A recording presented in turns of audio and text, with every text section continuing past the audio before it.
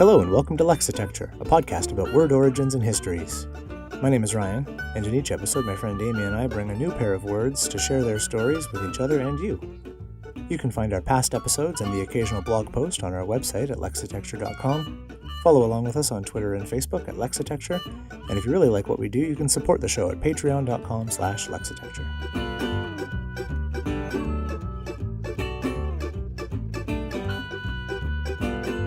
Today's episode, Smug Seasoning. Okay, let's do some words. Yes. Sounds good. Yeah. I like words. You go first and I'll eat some more buckwheat. Okay. What is it good for? Absolutely I tell you, nothing. if I cut out that conversation, this bit's not going to make any sense to anybody.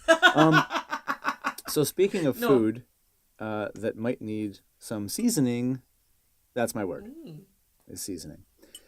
And then I'm going to stick around to the other roots or branch off to the other roots and uses as well. But seasoning is where I'm starting. Dictionary.com. Side note, if anyone out there is not following dictionaries on Twitter, dictionary Twitter and library Twitter. I mean, you're listening to our show, so I'm assuming that this is a safe recommendation to me. But dictionary Twitter and library Twitter are awesome. Just putting that out there. Follow more dictionaries and libraries on Twitter is the end result. And much the same way as dictionaries and librarians are awesome. Well, exactly, yeah. Before we get into that, I almost forgot, and that's cruel and unusual and terrible of me. We have Patreon sponsors to say thank you to. A huge thanks. Hey. So we have Steve Engeldow, and we went over this back and forth on Patreon and Messenger a couple times, so I'm really hoping I got that right. But he was one, and then more recently last week, someone named Harun, Harun. I dropped a line and said, can you make sure I'm pronouncing that right? And I didn't hear back. So like Harun and the Sea of Stories, which is a novel by Salman Rushdie. Yes. That's what I was going to say. Yeah, that's what you were going to say. So Harun and Steve, thank you guys so much. Thank you so much. We seriously appreciate it. And it's fantastic. Listening is enough support and is also deeply appreciated, but being able to pay for the bells and whistles is extremely handy and earth-shatteringly awesome. So thank you. And to all our other Patreon sponsors, thank you as well. Now that's out of the way. Thank you very much. Back to seasoning. So seasoningdictionary.com. Salt or an herb, spice, or the like for heightening or improving the flavor of food. May I stop you just for a moment? Sure. I wish to draw your attention to the great Eddie Izzard. Don't know how aware of Eddie Izzard you are. I love Eddie Izzard. Okay. Language, little differences. You know, you say potato and I say potato. Oh, the herb thing? I say herb, you say herb. No, you say herb and I say herb. Because it's got a fucking H in it. Yeah. So I don't get the chance to hear that one in the wild very often. So when you said herb, I couldn't pass it up. You got to jump on that. You absolutely do. See, to me, herb is the name of slight... No, I'm not even going to say it. It's a man's name, usually an older man, almost certainly an older white man. And someone to whom you would stereotypically apply the name Herbert, but who has shortened it in an effort to be cool. That said, I don't actually know any Herbs, and that's probably why I have a very general and unflattering association. So salt or I guess I'd have to say an herb or a herb. Spice of the like for heightening or improving the flavor of food. Number 2, the process by which a person becomes conditioned or, quote, seasoned. So those are seasoning as defined by dictionary.com. Most of the sort of etymological heavy lifting in this word was done pre-English in French and Latin because it sort of arrived fully formed in English in sort of the 1300s, early 1300s. The word season already had the twin meanings, and this is what got me thinking. It's one of these words that I think about because it has two very different meanings, and I'm always kind of get curious and piqued as far as how those two things connect. So for season, even in the 1300s, it had the dual meaning of a time of year, like a chunk out of a year that is uniformly and discretely defined by a certain set of characteristics. And it also had the verb sense of improving flavor with spices, etc. So that's always been around as far as it's been in English language. So the transitions happened in French and Latin before that. Saison is the French word for season. And the verb form in French was assaisonner. Okay. So with the A on the front of that. But those are the two meanings, how the two things, and then they kind of got blended together when it transitioned into English, I guess, and just became season was for both. Before French, it was from Latin, sationem, which is a sowing or planting. And it's a noun of action from sorere, to sow, and ultimately comes from the PIE root, just se, meaning to sow seeds. Right. And so the Latin seems to have broadened from the act of sowing to the time that sowing was traditionally done. And so it seems like it all signs point to season being originally just another word for springtime. So the season was spring. It wasn't. Spring is the best season, after all. Oh, spring is my least favorite season. Really? We can have this. Yeah, everything's because I come from a land where it's immediately preceded by 6 feet of snow that then melt and make everything muddy and gross. And everything that accumulated over the course of your previous 13 months of winter is now visible in garbage. It's gross, and yeah, I hate spring. I like that winter ends. And I realize there has to be a transition point between winter and summer. So I begrudgingly acknowledge its necessity, but it's absolutely my least favorite season. Oh no, I love spring. In the same way that engagement is my least favorite relationship phase. Was my least favorite relationship phase. Because it's not really a phase in itself. It's just a transition. Yeah. It's just a transitory thing. You're not here, you're not this, you're not that, you're not... Anyway, useless. I recognize its necessity, but I don't like it. I do not see spring as a transitory phase. But I very much appreciate your point that when the 6 feet of snow melts, things aren't good. Oh, everything's gross. It's terrible. So the season was spring, and then old sort of Provençal and Old French, it was extended to mean they went beyond just the spring, and they got the sense that it has now more. They're just sort of a time of year, but not necessarily the 4 seasons we know in North America or Britain or wherever in the other parts of the world that have 4 seasons. It's just any kind of specific time of year. So you think of where orange season, lemon season, lime season, like the time that a specific plant flourishes or bears fruit or whatever else, which is also kind of interesting because it went from the time where you sow to the time when you reap. Could also be a season. Okay, that makes sense. As long as it's a specific thing. So going back to that French word, the French verb form assaisonner, which has the A in front, which is sort of comes from the Latin age prefix ad, sort of meaning to. Mm-hmm. And so what it sort of means is bring to season. And so the idea is that since food tastes better ripe than not yet ripe in general, the idea is that you are kind of artificially ripening it. You're artificially making it so that it was as if it had been picked in season when maybe it hadn't been.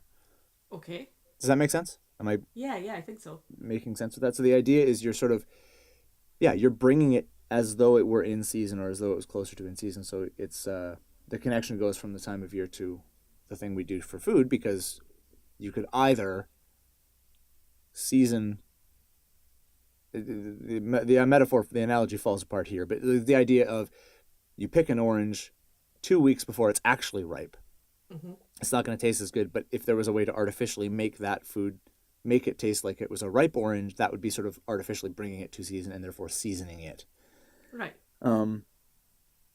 Now, it wasn't until centuries later. So remember, this came into English with these two forms already. So in the 1300s, it already meant the time of year and improving flavor. And it wasn't until 1643 that the OED has the first attestation of persons or animals fortified by habit, acclimatized, familiarized with a certain mode of life or occupation. So it didn't transition to people or things until way later, which I find sort of interesting, and I found that slightly surprising that there was such a huge gap. Because normally these things get applied fairly, in a metaphorical sense, fairly quickly.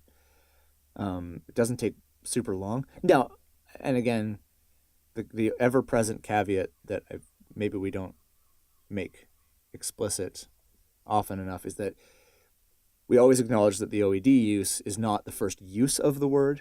Oh, no, absolutely not. It's the first written use, and because writing was very specialized, and it was very classified, and it was very sort of ivory tower-esque, things would have been used for centuries before they were, or could have been used for centuries before they were actually written down.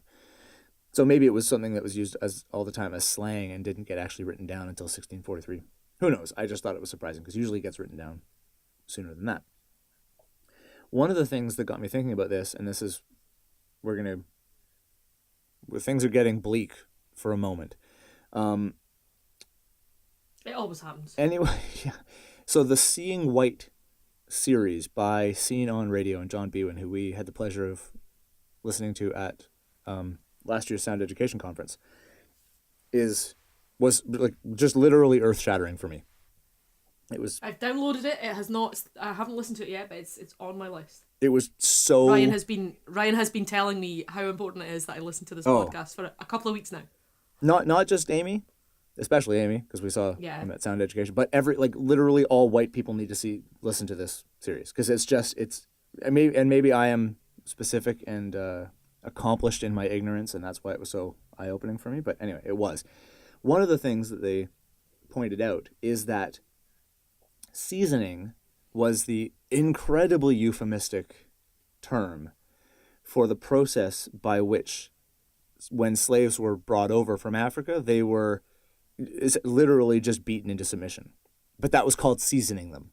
Oh, that's horrendous. When they were, and of course resulted in many deaths. If they're talking about animals, they talk about breaking in a horse. Yes. Oh. Same idea, but with people in the transatlantic slave trade, it was called seasoning, which is horrendous. But that was one of the things that kind of went, yeah, that's a weird word, and why does that do this, and why does that do that, and why does that do this? But so yeah, terrible people are terrible. White people have historically been more terrible than others, I think, and everyone should listen to Seeing White, the series. That said, that Proto-Indo-European root, se, meaning to sow, has given us some other words, which I think are always fun to look at how these other things connect. So remember, all of these words are related to season through this common ancestor of Proto-Indo-European, this good slice of pie. Good old pie. To disseminate, as in to sow ideas around. Okay. A seminal work is a work that is fertile. Semen. Semen. I was getting to that, but yes. Oh, sorry, I've stolen your semen thunder. I'll chalk that up as number 2,804 phrases I never thought I'd say. Yeah, I'd say that should go on a shirt, but that's a niche fashion market. I mean, someone out there, it's the internet. Someone out there would wear it, but I don't know who that someone would be. So yeah, a seminal work is like a work that is fertile ground for further thought or ideas or works. Yeah. Seminary, a place where priests are trained, and it was originally a seminary. Was originally a garden, basically a plot of land set aside for plants to grow. And then later on, it was metaphorically attached to a school for priests and theologians. A seminar. Where young minds could grow.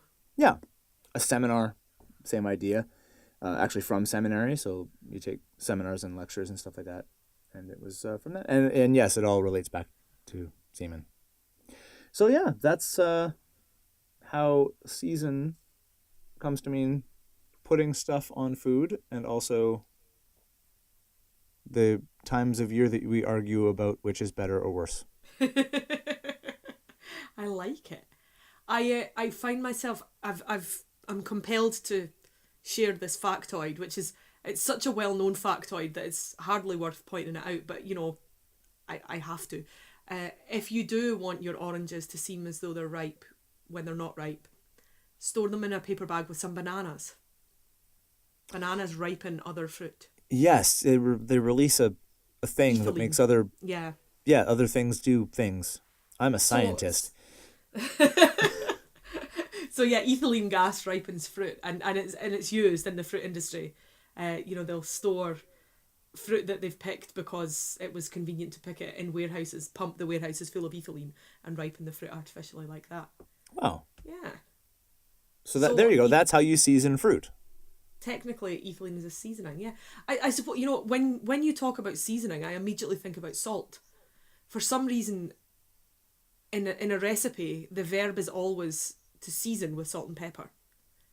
Yeah. In a way that you wouldn't say season with turmeric or season with coriander.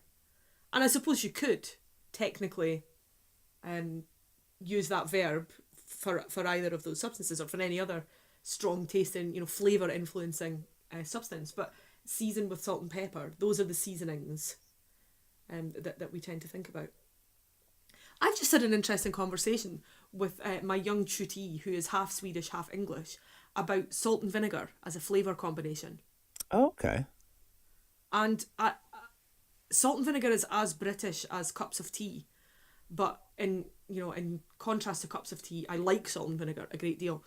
And Right. I was asking my young tutee if salt and vinegar crisps are available in Sweden.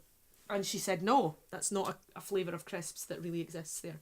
And I was very surprised to find that in sort of mainland continental Europe, salt and vinegar crisps don't exist. It's not really a flavour combination that's as mainstream as it is in the UK. How is it in North America? It's pretty common. Yeah, I'm salt trying and to think vinegar's of I'm trying to think of where there was a place I went where vinegar was. They were shocked that we put vinegar on food because vinegar was like a cleaning agent. Vinegar's good for all sorts of things. Oh, it's fantastically multi-use. But yeah, vinegar is Most delicious on chips. yeah, salt and vinegar. I mean, you'll have vinegar offered at like chip trucks Yeah. and places that serve fries and such. But it's most common. It's most common as a chip flavor, a crisp flavor. Okay. Yeah, cool. It's good to know. But it's definitely on the around. other It's hand, definitely common. Mainland Europe does sell. They're much more common these days in the UK. But when you went abroad as a kid, paprika crisps were always very exciting because we didn't have them. Yeah. And yeah, it's such a lovely flavour. That would be nice. I don't think I've ever had that. Yeah. A small. You've never had paprika crisps? No. It's actually sometimes you find paprika flavoured Pringles. Other brands of crisp are available. Yeah. But yeah, you get those sometimes. You definitely get them in continental Europe, but you occasionally get them in the UK. But paprika crisps are very, very delicious. Yeah, they're nice. We need to do our transatlantic snack exchange again soon. Yes, we do. I was thinking about that just the other week for some reason. I must have been eating something that I thought you would appreciate. Yeah.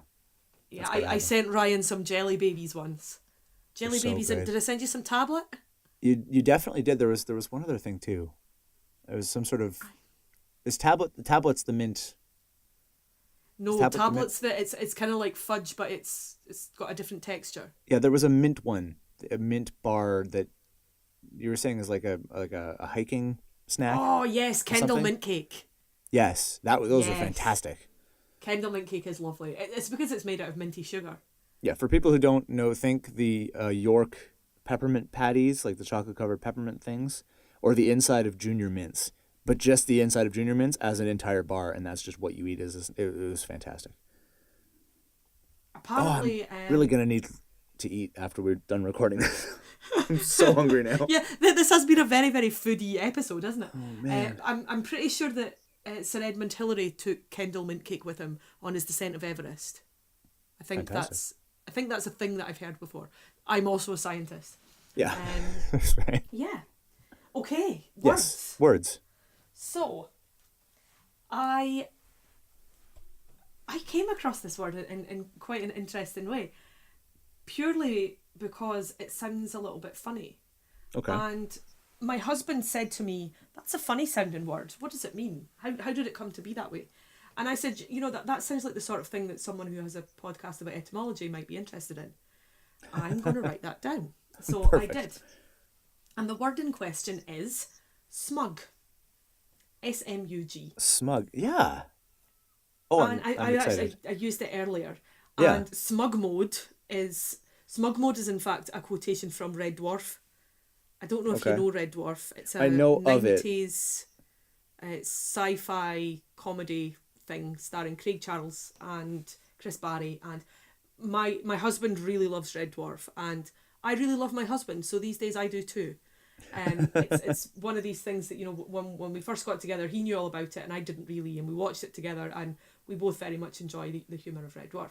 And Crichton, who is the android on board the ship, um, the sort of the general arc of Crichton's character is that he starts off as a cleaning bot, and Lister, the kind of slightly anarchic, slacker, kind of useless guy who's also on the ship, he helps Crichton to break his programming so that he's able to experience more human emotions, I suppose. Oh, And nice. one of the things that Crichton learns is smug mode. Awesome. And yeah, so smug mode came up in our conversation somewhere or another, and Ross said to me, "Smug, that's a funny sounding word," and I said, "Yeah," and I couldn't really think of any other words that feel that way, you know, that with that same structure. So I got on the Google machine, and I discovered some quite interesting things about the word smug. I discovered, first of all, that phrase origin unknown. And we do enjoy when that happens, because generally it means there's a slightly more interesting story. Yeah. And Etym has to say that smug, the adjective, dates from the 1550s, and its original meaning at that time was trim, neat, spruce, or smart. Oh. And that surprised me, yeah, immediately, because I tend to think of it as a derogatory sort of, you know, certainly a pejorative term to call someone smug. Yeah. But in fact, the word originally meant simply to be well dressed, to look, you know, to look as though you'd taken some care over your attention. Care over your attention? Excuse me. Care over your appearance. I know what I'm talking about, honestly. Yeah. So, Etym reckons that this word comes from the Middle Low German schmucken, Smucken, Also a which means, fantastically fun word to say. yeah, it's quite good fun. It has an umlaut as well for extra Oh, bonus points. perfect. Which probably means I'm pronouncing it incredibly badly, because as I discovered when I was in Berlin last year, I speak very, very bad German. I didn't know how bad my German was until I got to Germany, where I discovered that even the simplest words rendered the way that I believed they ought to be pronounced were unintelligible to speakers of German. So schmücken, perhaps, schmücken, I don't know. Yeah. And the word schmücken means to adorn, like to dress. Oh, okay. And it then directed me towards smock. So, Oh, okay. Right, yeah, smock, okay. smock got kind of interesting. Here's what Etym has to say about smock. Old English, smock, SMOC, a garment worn by women corresponding to the shirt on men. From Proto-Germanic schmuckas, the source also of Old Norse smocker, a smock, but this is perhaps from Old English. There are other potential sources, Old High German, North Frisian. And then we have this wonderful paragraph here. Klein's sources, Barnhart and the OED, see this as connected to a group of Germanic SM words having to do with creeping or pressing close, such as Old Norse schmuga, to creep through an opening, or to put on a garment. Smuga, a narrow cleft to creep through or a small hole. Old Swedish smog, a round hole for the head. Old English smugan or smugan, to creep, or smigel, a burrow. Compare also German schmiegen, to cling to, press close, or nestle, and schmuck, jewellery, adornments, from that same root, schmucken, to adorn, to dress up. So this all made me think of smeagol. Quite simply, Right. Yeah. the word sounded the same. I started to think of the lovely little hobbit that eventually became that loathsome creature Gollum. Then we have Watkins, however, traces it to a possible Germanic base, smug. Wetness, figuratively slipperiness, from the PIE root mug, M-E-U-G, which means slimy or slippery, as in mucus. Oh. And then this lovely, lovely conclusion. Either way, the original notion then seems to have been, generally, garment one creeps or slips into by the same pattern that produced sleeve or slip. So, a smock is something that you slip or slide into. And That's when really one has slipped and slid into the thing that, you know, the thing that makes you feel good, then one is smug. Okay. Yeah. So we also have smug as a noun, and the OED has two noun senses, both of which are either obsolete or pretty obscure. Smug, first of all, again we have of obscure origin, a blacksmith. So the 1600 citation that's given in the OED, a smug of Vulcan's forging trade. Oh, that's awesome. And the very, very lovely line from 1709 in Eward Writings 4133, "You're an impudent slut," cries the smug at his bellows. Oh, that... So, yeah, Wow. a smug was a blacksmith. And we also have the second sense as a quiet or hard-working student. So from 1882 we have, a smug was always unpopular, but all unpopular persons were not smugs. The quiet smug was generally not a rich man. So it kind of gave me this sense of, you know, I'm not here to study because my parents have lots of money. I'm here to study because I'm intelligent and I have to work hard and pay that off. So I won't be carousing and drinking with all you other young studenty types. I will be a smug at my books and, you know. Right. Sort of. And then the word smug as a noun came to also be used to talk about a smug or a self-satisfied person, which seems like a pretty reasonable way to go. However, the really interesting thing about the word smug, which I'm currently failing to find in my research notes, is about the... Oh, where is it? Here it is, right here. Yes, comes from the OED. And the OED has this to say about the etymology of the word smug. This is the smug that we know that we kind of use today. Although the first definition given in the OED is of male persons, trim, neat, spruce or smart. And it says, in later use, having a self-satisfied, conceited or consciously respectable air. So the first citation of the word smug in this sense, they be so smug and smooth that they hear not so much as one hear of an honest man, from 1551.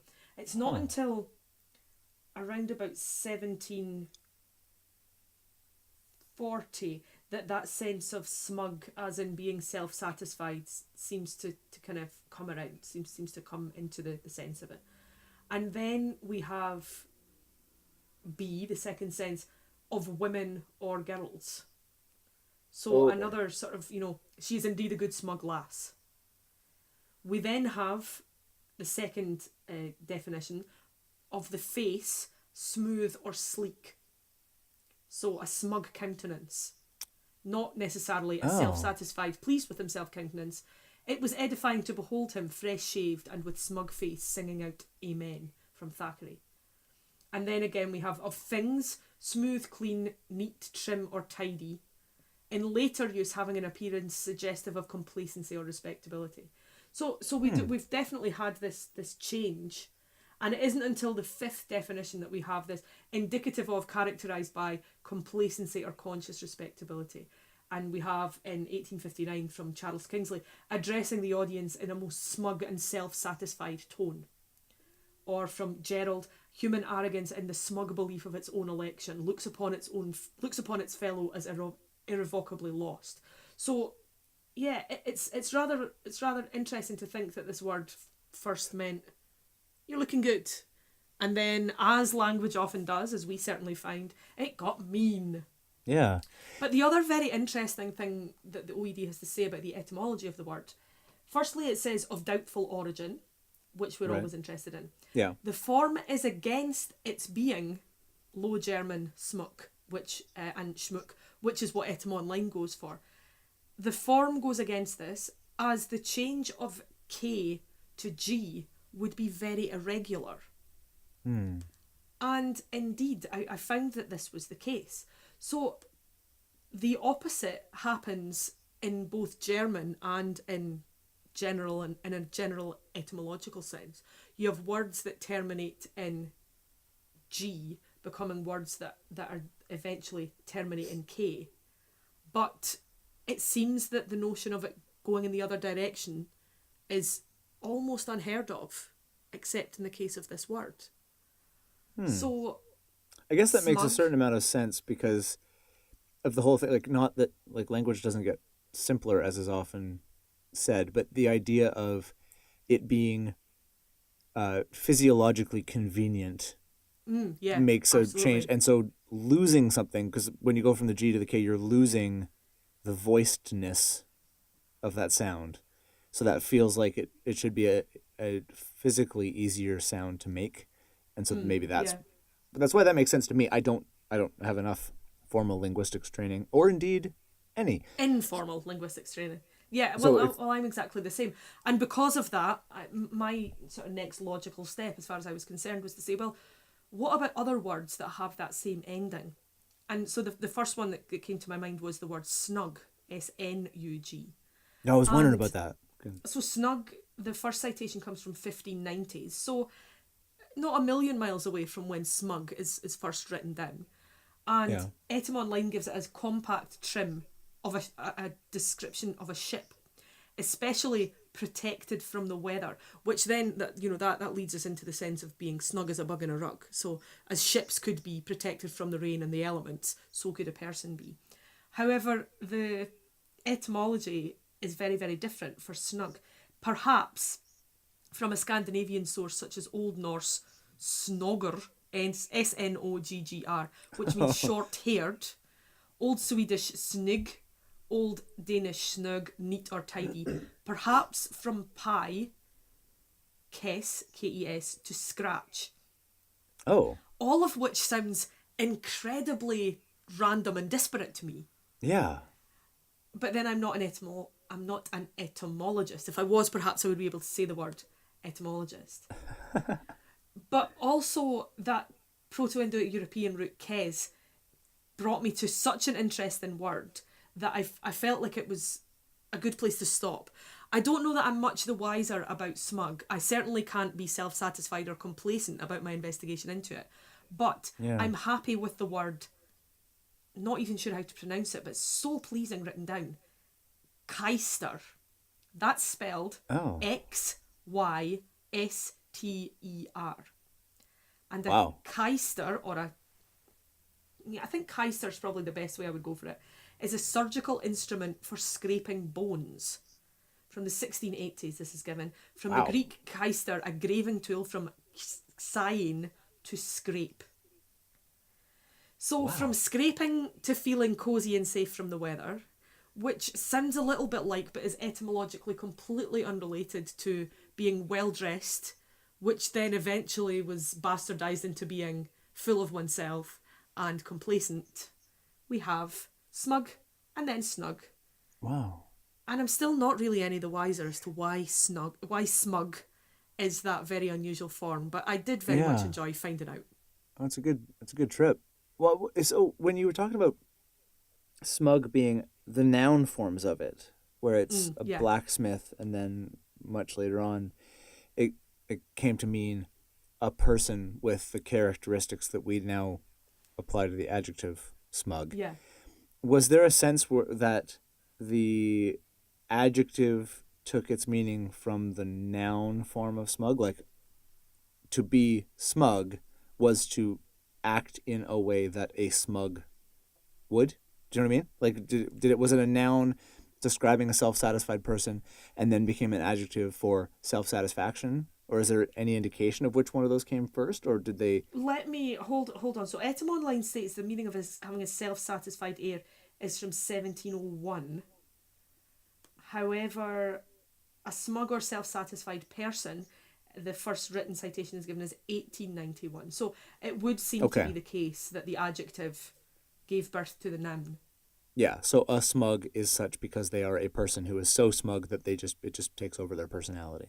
Oh, I have to give you this citation also. The OED is just such a beautiful place to take a swim. It is. The ocean of silly cant which has been poured forth on the occasion by smugs and prigs. That's fantastic. Yeah, lovely. So and smock is, the smock connection is, there's a lot. Yeah, there's so many of these little branches that kind of just wandering trails into the woods that you kind of go, oh, I want to follow that, but there's a million of them. Exactly. That's really interesting. I really loved the sense of smock being sort of slidey and almost slimy, slipping into something. When I think of a smock, I think of, I mean, I may just be because I'm ignorant and that's why I'm thinking this way, but what I think of when I think of a smock is I think of sort of like a rain slicker, like a poncho that you put on over top. Particularly, I think of painters for some reason, but I think the connection. Painters do wear smocks, yeah. So I make that connection very of like loose, getting sort of formless garment, keeping stuff off of you that would otherwise be sticky and slimy and kind of gross, and protecting you from that. But also the fact that there was one of the things you were talking about was there was a little hole, like involving passage through a little hole. And when I think of what a smock would look like laid out, it would just be a piece of fabric with a hole for your head. yeah. Like a sort of a poncho type setup. I don't think that there's any particulars. I mean, I personally don't have any particular connection between a smock being something to keep other things off you. A smock is just, it's simply a type of garment. The other thing that I found quite interesting, so Etymon talked about the different etymologists and their different theories about the origin of the word smock. So we had Klein and Barnhart and the OED on one, sort of holding up one argument. And then we had Watkins. So but because of the kind of brain that I have, I wondered about Klein and Barnhart and Watkins. And Watkins in particular interested me purely because Calvert Watkins, a very unusual first name, Calvert Watkins wrote a book about comparative Indo-European poetics, and it's called How to Kill a Dragon, which I thought was quite lovely. How to Kill a Dragon, Aspects of Indo-European Poetics. It's fantastic. But, so I think that you're right. There's so many ends to pull on there. There's so many paths to follow and potential ways to go. And to be honest with you, sometimes it's so much more satisfying not to unravel the whole garment. Yeah. Not to find the answer, to wonder and to folk etymologize and to just to sort of see how that goes, explore rather than solve. Mm-hmm. I also have to point out that I do feel a bit sorry for dragons. All they ever, they're always killed. Did anyone ever try not killing a dragon? I feel like the people who were killed by the dragons probably gave that a shot, even if just sort of accidentally. I feel like dragons have got a bad rap. They just needed a better agent. If their PR had been handled in a slightly different way, I think dragons would have been, Just I more do publicity. remember reading a story as a kid about, sort of from the dragon's point of view, all these twerps turning up with armour trying to kill me. Don't they know I can breathe fire? That sort of thing. Right, which was quite pleasing. But yeah, maybe the dragons were just pissed off with everybody trying to kill them all the time. I like it. And that's it for another episode of Lexitecture. To get in touch with us about something you heard this episode, you can email us at words@lexitecture.com. You can also follow along and talk to us at Lexitecture on Facebook and Twitter, and at Lexitecture Podcast on Instagram. For back episodes and the occasional blog post, visit us at lexitecture.com. Thanks very much, and we'll talk to you again soon.